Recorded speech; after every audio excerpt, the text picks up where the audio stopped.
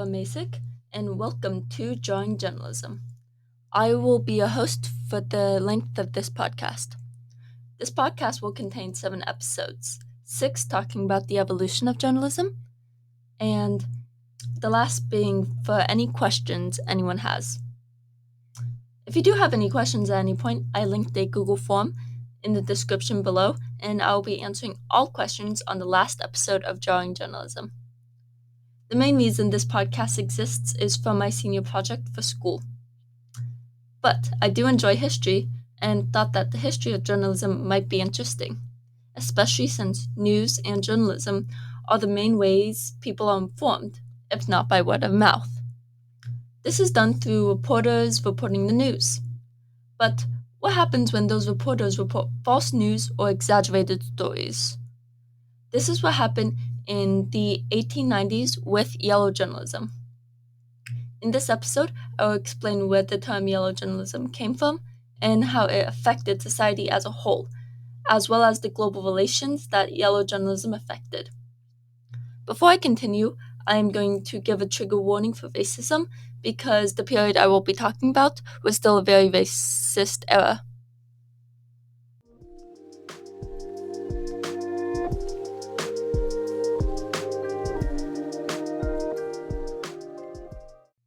Now, before I explain what yellow journalism is, let me give you a background of the 1890s and 1910s. In the 1890s, the major issue was economic recovery and the Second Industrial Revolution. This revolution brought on railroads and telegraph, which in turn brought on a new wave of globalization. The US started to become more economically and militarily involved with Europe, especially with the US becoming an important exporter to Europe. Globally, Cuba and the Philippines were fighting for independence from Spanish rule. The US supported Cuba, which caused tension between Spain and the US. During this period, people depended on newspapers to inform them, and there were usually an evening issue and a morning issue. The two main producers for newspapers were William Hearst, who made the New York Journal, and the World newspaper, which was made by Joseph Pulitzer. These two newspapers helped make the term yellow journalism.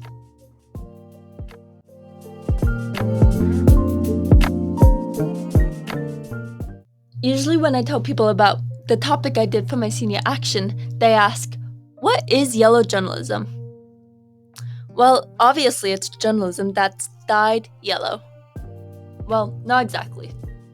Yellow journalism is a term that is based on sensationalism and over-exaggeration. However, the term originally came from a comic book character.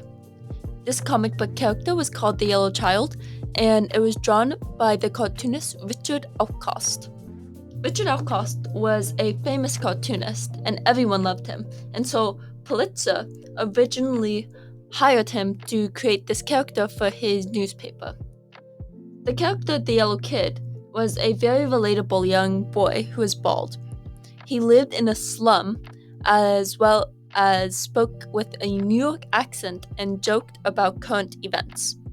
This helped diffuse tension in the public, and it helped people relate to each other and see what they have in common. This massively boosted sales for Pulitzer. Hearst wanted in on the action, and so he hired Outcast behind Pulitzer's back, which caused a massive bidding battle between the two publicizers.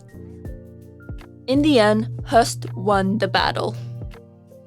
The public called this fight between the newspapers yellow journalism, since the kid they were fighting over was technically the Yellow Kid, and they're both journals.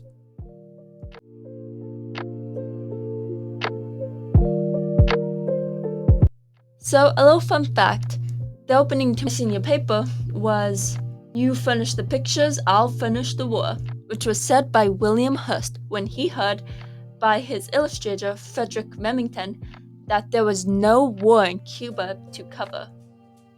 I just thought that was a fun fact. So, how does yellow journalism relate to anything I'm about to talk about? Well, the US sent out a ship called the Maine to show power and diffuse tension. On February 15th, 1898, the Maine sunk. All the reporters raced over to cover the story. Hearst was the first to have his team cover the story. This ended up with headlines like Spanish treachery, which immediately blamed Spain, a country that the US already did not like.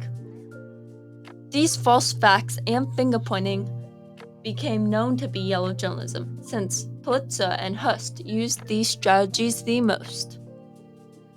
Later on, it was found out that a steam boiler had exploded on the Maine, which actually caused the Maine to sink.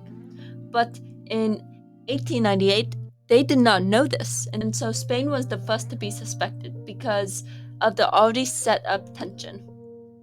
Throughout the war that lasted until August 1898, Hearst and Pulitzer continued to portray Spain as an oppressive empire, which caused public support for the war.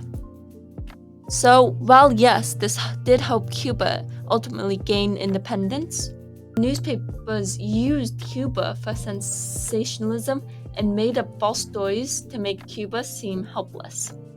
All of this was coming from Hearst and Pulitzer. The war between these two newspapers were fierce, and other newspapers picked up on this tension. For example, the illustrator Leon Barrett drew a cartoon making fun of the fight between these two publicizers. He called it the Big Type War of the Yellow Kids.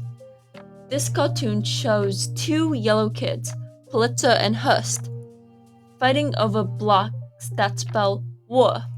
There's writing on their yellow clothing, which is basically their dialogue, and an argument, which is an argument of who should get to cover the war and why. These images show the motivation for creating the false stories and the fights, details and events, as well as the abusive power that these two had while using yellow journalism. Fun fact, I decided to use this image for my publication posters because this is where most of the misinformation and exaggerated media began its popularity.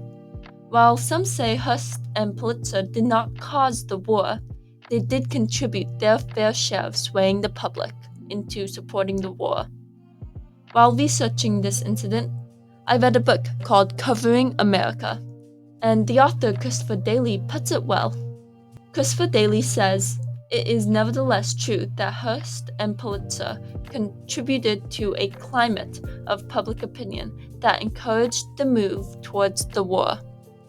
Yellow journalism influenced the public significantly through exaggerated images, big headlines, and false or misleading facts. This led to public support for the war, hate against Spain, and a new way for newspapers to have power over the public's perception of events. However, soon this would change with another war and new policies made by President Woodrow Wilson. But I will leave that for next episode. Well, thank you for joining me on Jarring Journalism. The next episode will be all about World War I and new policies made to keep journalists in line. For all my GSWLA students, don't forget to earn that culture point by logging it. And for all my listeners out there, don't forget to subscribe. Additionally, have your questions answered by submitting questions down below in the description. Lastly, visit my Instagram page to get reminders and extra content on media and misinformation. My Instagram handle is @jarringjournalism. This will also be linked into the description below. This is your host, Laura, signing off.